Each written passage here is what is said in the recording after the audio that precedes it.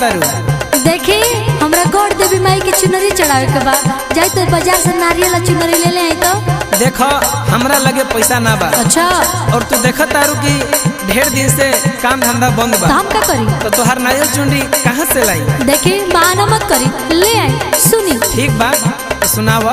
असो करे दरसन भिरी जाइब राजा जी, करे दरसन भिरी जाइब राजा जी, बढ़ा देवी माई के चुनरी चढ़ाइब राजा जी, बढ़ा देवी माई के चुनरी चढ़ाइब राजा जी। देखो हमरो बात सुनो। काजी? अरे होत नहीं काम न कमाई धनिया, अरे होत नहीं काम न कमाई धनिया, साल अगला तू कली ह पूजाई धनिया, साल अगला तू कली ह पूजाई धनिया। अच्छा जी। म्यूजिक बाय टिंकू तूफान।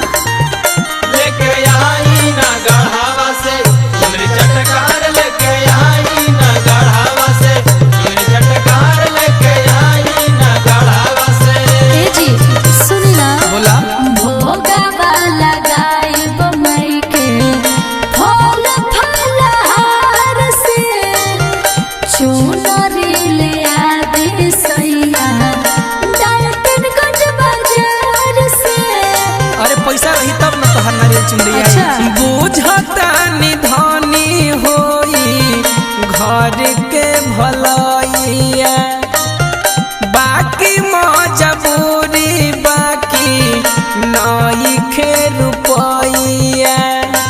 देखी बान मत करी, तू बन जइबा पापा हम माए राजा जी, बन जइबा पापा हम माए राजा जी, बढ़ा देवी माई के चुनरी चढ़ाइब राजा जी, बढ़ा देवी माई के चुनरी चढ़ाइब राजा जी।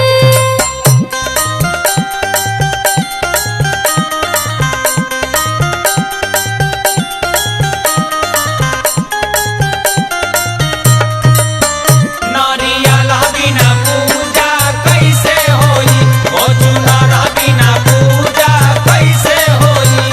देखी अब की बार और कोनो बहाना ना चली, और ना होके तो शिव शक्ति रिकॉर्डिंग स्टूडियो टिंकू तूफान जी के लगे जाई, वो जरूर कुछ मदद करिए, बुझाई? अरे तू ठीक कहतारू हो, रुका कुछ व्यवस्था करके लावता।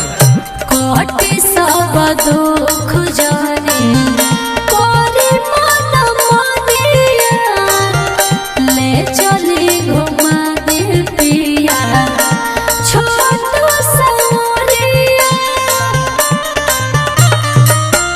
काहे औ जावतारू टिंकू विकास के, होखे तो निकाल कुछो तू अपना पास से।